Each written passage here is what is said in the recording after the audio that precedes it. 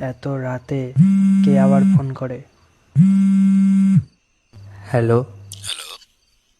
Phone করার আর সময় পাসনি? এত রাতে কেউ ফোন করে? আরে আজ তো মহালয়া। মহালয়া শুনবি না?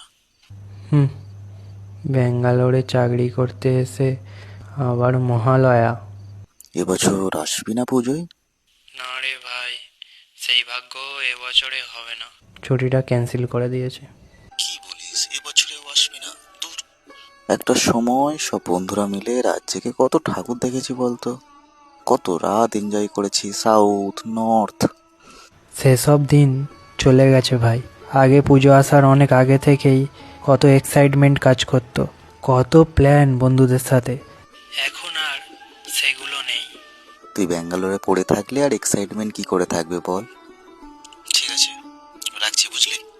মহালয়া শুরু হয়ে গেছে, 4টে বেজে গেছে তো। ঠিক আছে, রাখ।